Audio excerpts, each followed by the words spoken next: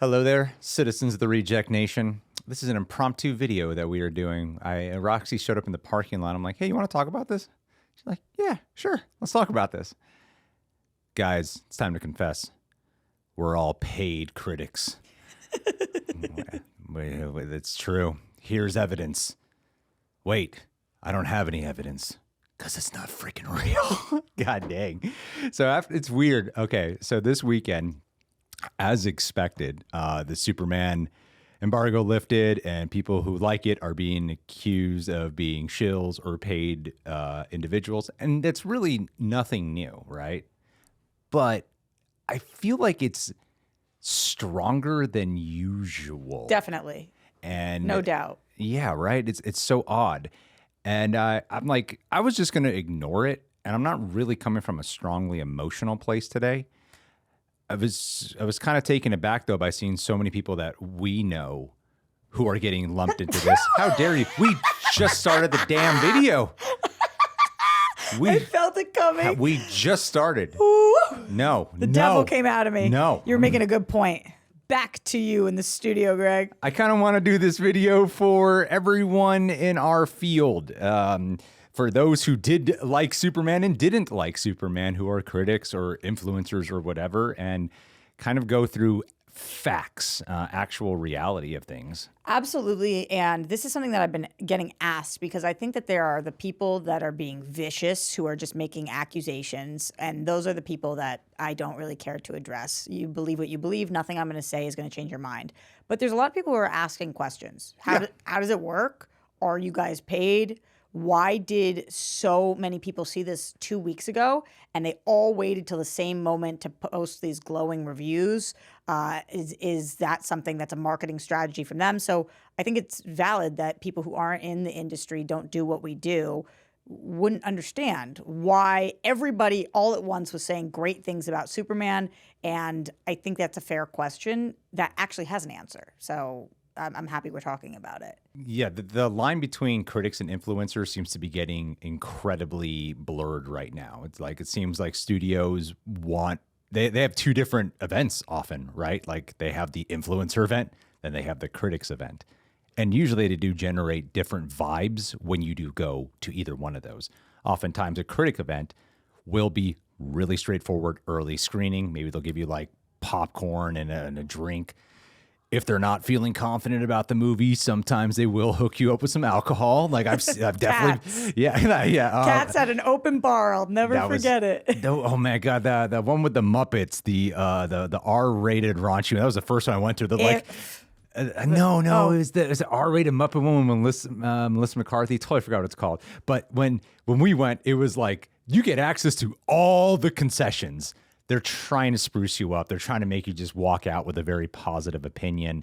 So yes, they will try their things where they are wanting to prime you where you will have a more positive experience in hopes that you will walk out saying more positive things.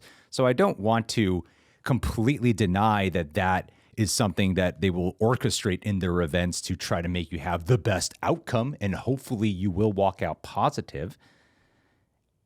I got a question for you. Have you ever been influenced by that yourself? Like, have you ever found yourself personally influenced by the tactic of that? Would one be able to answer that question? I have. Yeah, I can answer that question. I guess if you know the answer is yes, and you can. I can't think of a time that I have. Although, to a certain extent, Greg, watching a movie alone on my couch feels different than watching a movie in the theaters in general, or watching a movie with my friends. So I think I'm influenced by my environment wherever I am, whether that's because of popcorn and candy that's free, or whether it's because I like the people I'm seeing a movie with or not. So yes, but just as much for being a critic or an influencer as being a human being who your environment matters. Yeah. I'll make this abundantly clear from the first publicist I ever became actual friends with. Marshall Weinbaum. He's arguably the best publicist, and he's so well regarded as like top at the top. And I had a lunch with him for something else entirely. And at that point, I wouldn't have called, I'm like, we have a working relationship, but I wouldn't have called him a friend. And I just wanted to ask him out like right crystal clear. Because I'm like, hey, man, sometimes I give negative reviews at the time when he was at Disney. Sometimes I give negative reviews to Disney. That doesn't actually impact me, right? And he's like, no, it doesn't. All they care, and he made it really clear to me, All the studios really care about is that you don't spoil the movie before it's released. That's all they really care. Don't put out leaks and stuff like that. And I was willing to abide by that for the prospect of getting early screenings and stuff, because I used to cover more leaks. And then I went, you know what? That actually makes a lot of sense. I will just avoid the leaks then, and as the one fair compensation for it. But that he made it really clear he doesn't give a shit whether or not you give a positive or a negative review. And that's been my experience with every agency or publicist that we've ever worked with constantly. I mean, would you agree with that? I the thing is, Greg, yes, except for I don't think they don't give a shit. I mean, yeah, they don't. They want their movies to do well, but they don't want you to lie. Yeah. Because then what happens is the audience doesn't believe you anymore. If you are positively reviewing a bad movie and somebody takes your word for it and then they go to see the movie and they don't like it, then the next time you say that something is good, they're not going to go see it. And studios know this. They're not stupid. They don't want everybody to just say every movie is great. Otherwise, their audiences won't respect their opinion and won't listen to their opinion. So it wouldn't actually work. Yeah. It's not beneficial for them. So, of course, I think that not only does Marshall want the movies to do well, but every publicist is hoping they're working on a good property. Of course, yeah. Every person, every artist, everybody wants their things to be well received. But they don't want you to lie about it because it would actually be detrimental to their next movie. They're not on one property. They're on an entire slate of movies for a whole year, 5 years. So they have to think about the big picture here. They can't just think about, I want you to review this movie positively.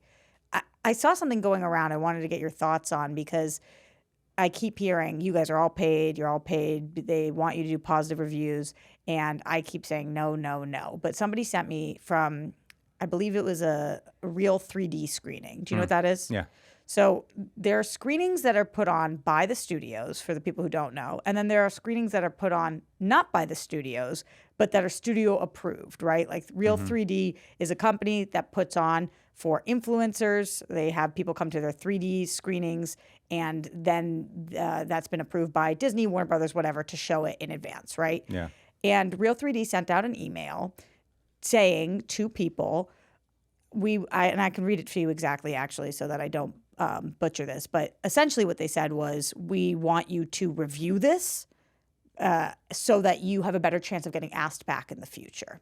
Wow, did they really say that? Yes, they did. And I have thoughts on this, because I think this is why a lot of people... But they didn't say you have to be positive. They didn't say you have to be positive, but they said, we would like you to social media this screening out. But if you look at the fine print, it's interesting what actually they want you to tag in that is about Real 3D. Yeah. Because they're promoting their company, not promoting the movie as much. So this is the exact words. This is somebody named Tyler G. This was a letter to Tyler G. that he put out, said, got invited to a Superman screening, basically told I need to write a good review if I want further opportunities, is what he said. I saw this, yeah. You saw this, okay. So what the actual line that people are talking about is, social posts are not required, but greatly appreciated as they help us prioritize you for future opportunities and events. So I've actually never received something like that. I've never received from Disney or Warner Brothers or Paramount or Sony. I've never received anybody saying, if you don't put this out on social, you're less likely to be invited in the future. That's never happened to me. But if this email is real, which it might be, because again, it's not from Warner Brothers. This is coming from Real 3D. One of the things I thought was interesting that nobody was talking about and wasn't in the highlights was they said that what they would like you to post or tag if you are posting is, thank you, Real 3D, for inviting me to the screening event of Superman. And that's interesting that the first thing is, thank you, Real 3D. It's more about promoting their company and less about, they just want the word out about their company, social posts about it. What do you think about that? And have you ever received anything like that? I could see how if someone is not reading clearly that they might feel like they're receiving it in a way where they feel like they have to be positive about it. I don't think there's anything wrong with what they're saying. Like, if they're going to invite you to an event, the least you can do is fulfill doing a review about it. Like, that makes perfect sense to me, especially because there are people who will go to press screenings sometimes and do these things, but they won't ever talk about it. They won't ever review it. And I can imagine that on the person's end who is inviting people to this, the one requirement that or the one ask that they really have is just put your opinion out about it.